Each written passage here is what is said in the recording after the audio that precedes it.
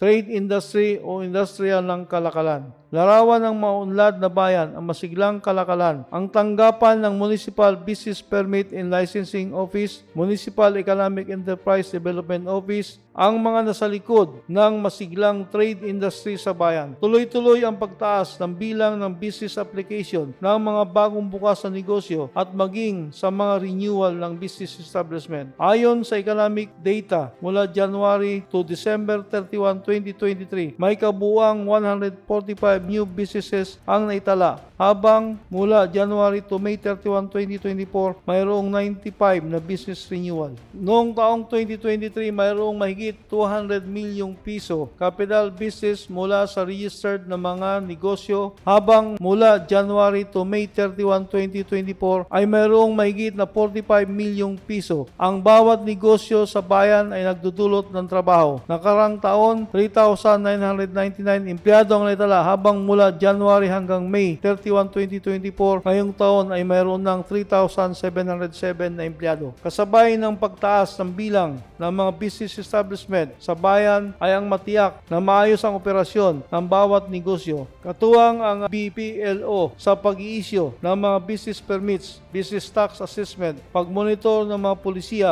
ukol sa kalakalan, at upang matiyak na mabilis ang proseso ng mga applications, naglalagay po tayo ng Citizens Charter for Business Permit, Business One-Stop Shop, pagpapalawig ng takdang araw ng business permit application base sa ordinansa ng Sangguniang Bayan, at pagsasagawa ng validation at inspeksyon sa mga business establishment sa bayan upang maengganyo pa ang mga namumuhunan o investors na magtayo ng negosyo sa bayan. Ang pamahalaan lokal mismo ay masigasig na umaambag sa masiglang kalakalan ng bayan. Katuwang ang Municipal Economic Enterprise Development Office, isinasayos na ang pagbubukas ng public transport terminal kung saan ay may itinalang bagsakan o trade center sa lugar na maging daan upang mas maayos at mabilis na maibenta ang mga produkto ng ating mga kababayang katutubo.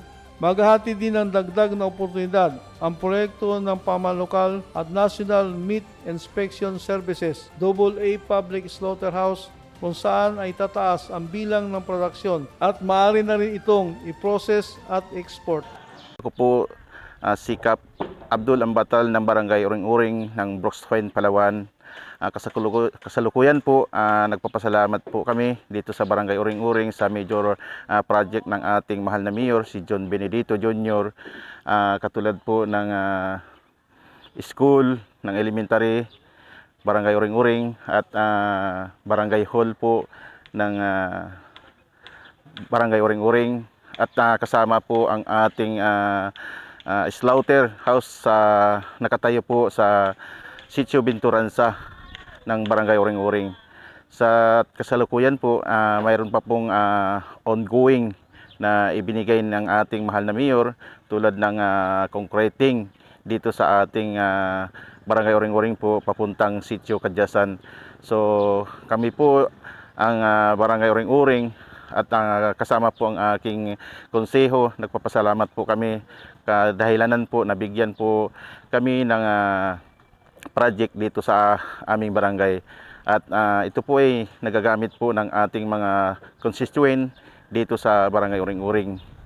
So mayroon pa rin po na ipinangako ang ating mahal na mayor, katulad po ng ating mga ibang project na ongoing po, kasalukuyan po na ibinigay sa ating barangay. So kami po nagpapasalamat sa ating mahal na mayor.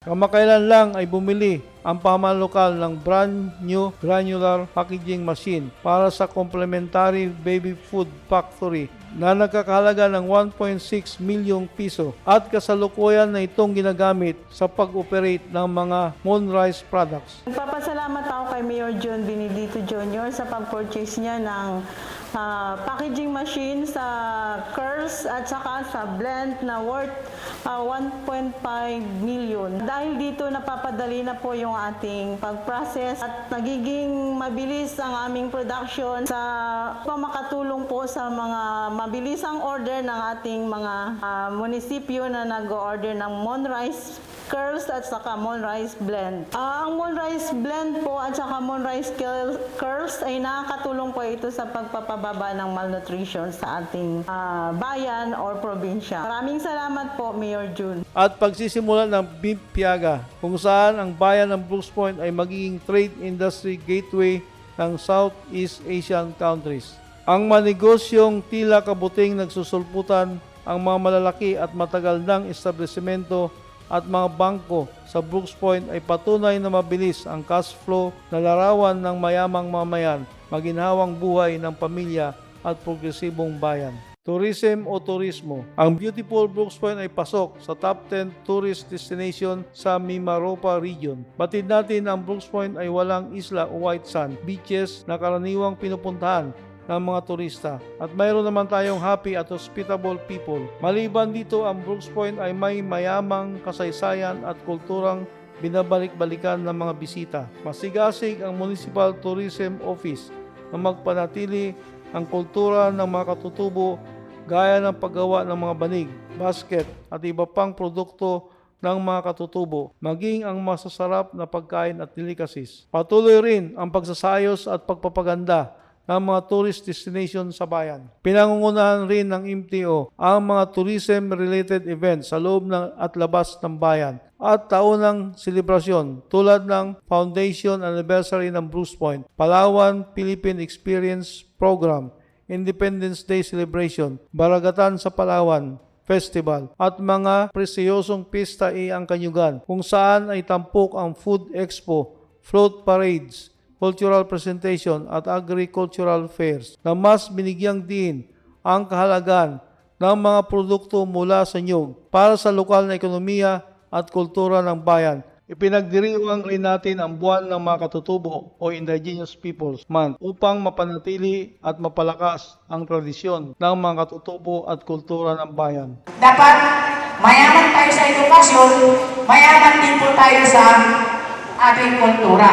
Naging espesyal na panawin si Senator Amy Marcos. Nakiisa rito ang ating bayan ng Brooks Point upang may pakita ang kakaibang handog ng ecotourism sites, cultural heritage, and community-based tourism projects. Sa nakarang Baragatan sa Palawan 2024, kinilala ang ating taking boat tipo Matt Weavers Association ng Barangay Uring-Uring dahil sa natatanging kontribusyon sa kultura at turismo ng Palawan.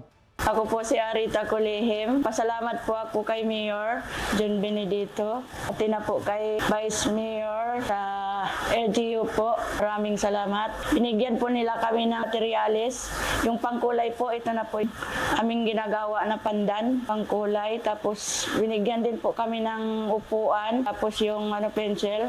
Maraming salamat po. Para sa mas masayang turismo sa bayan, nabuo na ang 6-year Tourism Development Plan ng Brooks Point. Nakapaloob dito ang pangkalatang pagpaplano at pagpapaunlad ng arts, culture, tourism at heritage. Kabilang ang pag-organisa ng mga tourism activities tulad ng trade fairs, cultural at festival shows at patuloy na pag-develop at mamahala ng mga tourism sites, recreational places, waterfalls, mga ilog at iba pa. Kapag marami ang mga turista at bisita sa bayan, masigla rin ang mga negosyo ng mga kainan o restaurants, hotels, inns at mga tindahan. Sa ganda ng bayan ng Brooks Point at magigiliw ng mga mamayan dito sa atin, tiyak na pipintig ang puso ng mga turista at babalik-balikan ang ating mahal na bayan.